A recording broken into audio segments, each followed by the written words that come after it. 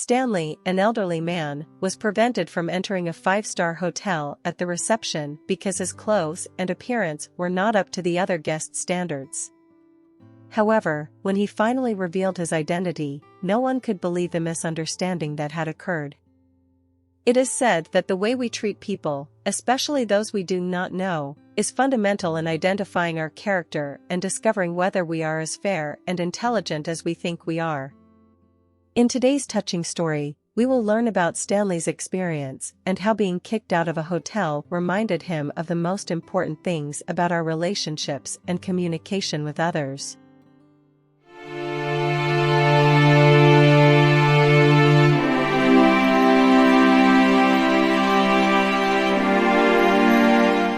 An elderly and tired man stopped on the sidewalk and gazed at the five-star hotel across the street. He was dressed in common clothes and wore a pair of shoes that were worn out from frequent use at work. The gentleman walked through the hotel's automatic door and entered the lobby. The space was impeccable. Modern decor, padded seats, and a shiny floor that reflected the light coming in through the large windows. At the reception desk stood a well-dressed woman, standing upright with impeccable posture and light makeup, displaying a high-heeled shoe that looked expensive. When the man wearing simple clothes and worn-out shoes approached her, the elegant woman scrutinized him closely. It took less than 2 seconds for her to conclude that the gentleman was not a guest or a customer. She presumed he might be someone in need of information and prayed he wasn't a homeless person who had entered the premises to bother the guests. It seemed like the old man's shoe was about to come off at any moment. To make matters worse, he had 2 sweat stains under his armpits and an unshaven beard that gave an even older and slovenly appearance to his look. He approached the well-dressed receptionist, and she tensed up, wondering what would happen next. The elderly man greeted the woman and requested a room for that day, taking out his wallet from his pocket as he spoke. The wallet was old and didn't seem to contain many valuable notes. The woman only saw a credit card and some documents, nothing that indicated he was a typical guest at a five-star hotel. So she indicated that there was no need to search further in the wallet, as there was no availability of rooms that day, all were already occupied. The elderly man put away his wallet and carefully observed the receptionist. Her name was Mariana. He said, "Hello, Mariana. I went through a lot of difficulties to get here. I don't have the energy to walk around the city looking for a vacant room, and I noticed that you have at least 12 available accommodations." Behind Mariana, there was a row of access cards with room numbers next to them, indicating that they had not yet been assigned to anyone. Pressed, the receptionist decided to be honest with the man and explained the situation calmly. "Sir, please understand. This is a luxury hotel intended for an upper-class clientele who usually arrive here by car or executive taxi, not on foot. It is not a place accessible to everyone. We have a reputation to uphold and cannot compromise it by giving one of our available rooms to someone who does not belong to the same social level as our other guests. You understand me, don't you?" The elderly man listened calmly to everything the young woman had to say, but his gaze seemed tired and every sentence she spoke disappointed him even more. He explained that he only wanted a simple room in that hotel, as it had been a long time since he had been able to rest. He didn't care if it was the most basic room with the worst view. However, Mariana said that things didn't work that way there. The man asked to speak to the management, but the hotel supervisor, Howard, appeared instead. He introduced himself to the man without extending his hand and listened to Mariana explain the situation, maintaining a rigid posture and looking the man in the eyes the whole time. Howard agreed with the receptionist and informed the elderly man that there was a hotel a few blocks away with fewer stars where he could be accommodated. However, the man refused to follow the direction indicated by the supervisor. At this point, Howard called for the security to intervene, and the guard held on to the old man and dragged him to the hotel entrance. When they were halfway there, the supervisor ordered the security to stop. The old man thought that people had finally realized the mistake they were making, but unfortunately that was not the case. The supervisor instructed the security to remove the old man through the service entrance to avoid the scene being seen at the hotel's social entrance. The security guard, a huge man, easily led the old man through a corridor to the back of the hotel. The elderly man protested and said that everyone was making a mistake and that he wanted to speak to the management, but the security guard simply followed the supervisor's orders. As they arrived at the service area, they came across Vera, who was operating the hotel's washing machines. Upon seeing the burly security guard using so much force against an elderly man, she ordered him to stop. The security guard respected Vera, so he released the man. "Why act like that? And why is he leaving through the back?" she questioned. "Is this how we treat people in this company?" The security guard said he was just following orders and that if she didn't like it, she should complain to management. Vera retorted that the service area was her responsibility and that she would take care of the rest. The brute left grumbling that the old man was now her responsibility and that she had to deal with it. Vera approached the man, introduced herself, and asked for his name. "You can call me Stanley," he replied, closing his eyes and bringing his hand to his head. Quickly, Vera took a white pill out of her pocket and offered it to him. "Is your head hurting?" she asked. "Take this aspirin, you'll feel better." The man thanked her and Vera informed him that her shift was over. She was waiting for her husband to come pick her up.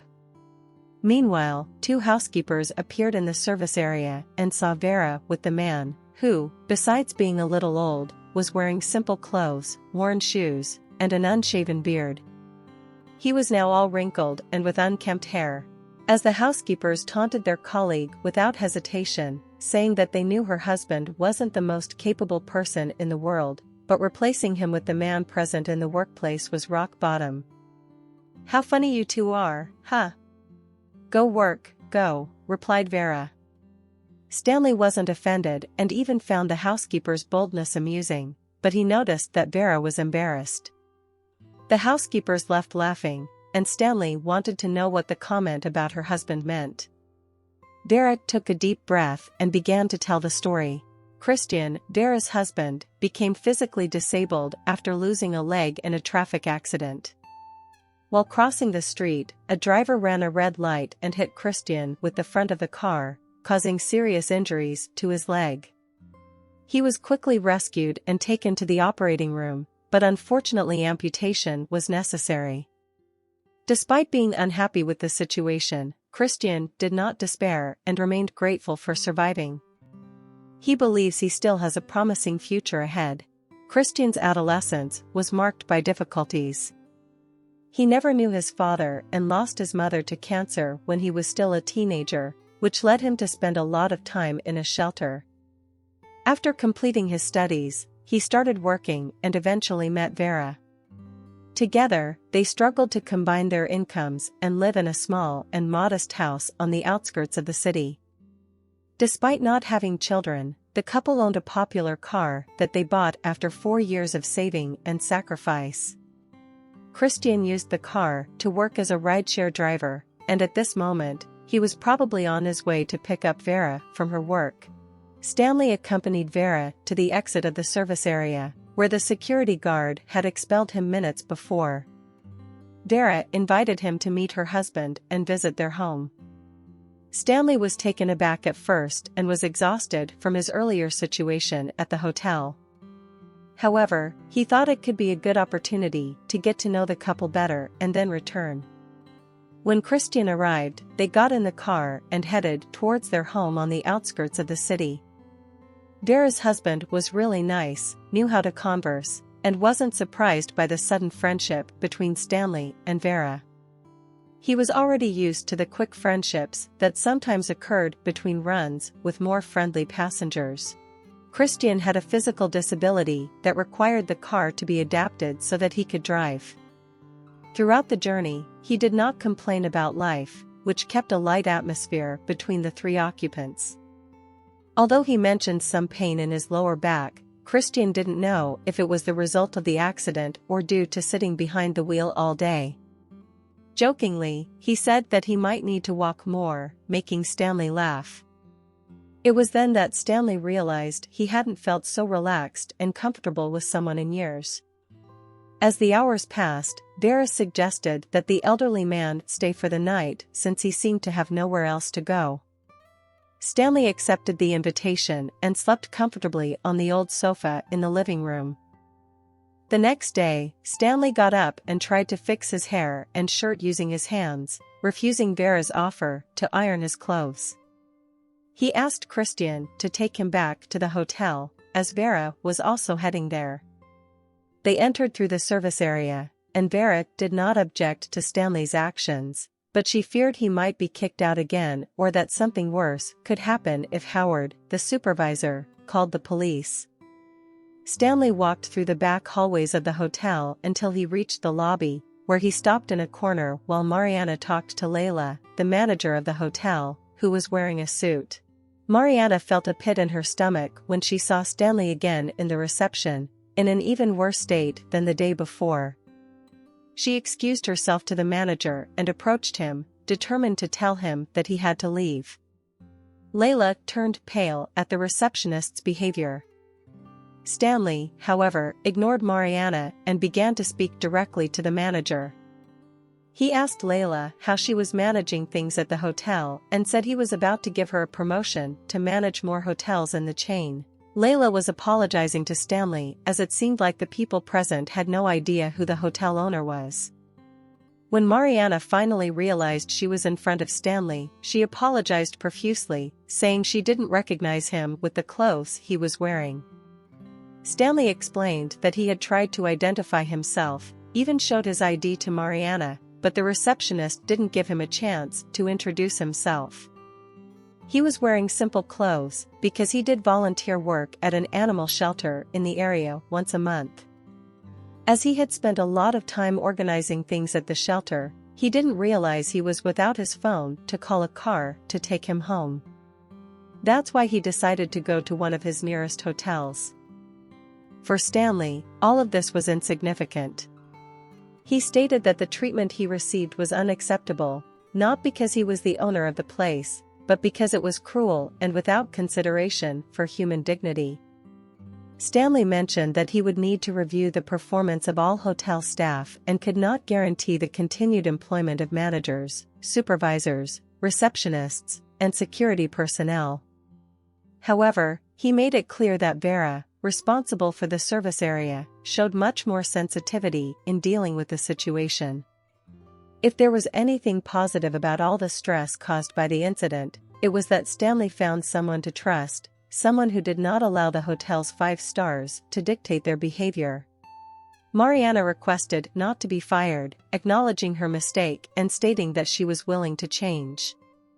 Stanley agreed to let her stay but demanded that she undergo a 1-month internship in the hotel's service area, where she would not wear fancy clothes, jewelry, high heels, or makeup. Mariana vehemently refused, stating that she would not participate in such a punishment as it would make her feel humiliated and degraded. Stanley looked at her with pity, put his hands on her shoulders, and calmly said, "So, you think being a cook, cleaner, and housekeeper is humiliating? Do you think these people are beneath you? Know that they are very dignified. And the only thing unacceptable here is your lack of humility, which affects all of us with your arrogance." The next day, a man in a suit and tie arrived at Vera and Christian's house late in the afternoon. He introduced himself and said he was taking care of matters for Mr. Stanley. By then, Vera already knew that the old man she met the day before was actually her boss at the hotel, and she couldn't believe everything that had happened. However, the man in the suit was there to bring good news. Christian would receive a prosthetic leg and physiotherapy treatment for his pain. They would also have a better and more spacious house in another part of the city, closer to the commercial area. Additionally, if Vera agreed, they would pay for an intensive administration course to prepare her for a higher-level position at the hotel. Vera and Christian were stunned by the news. They were happy, but at the same time, they thought that the gifts were too much for a couple who hadn't done anything special for that elderly gentleman. The man in the suit then replied that the world had become a place full of petty, proud, and selfish people. An act of kindness like the one Vera and Christian had shown was rare and made Stanley realize what really matters in life and reminded him of what it was like to be around people who make others feel good.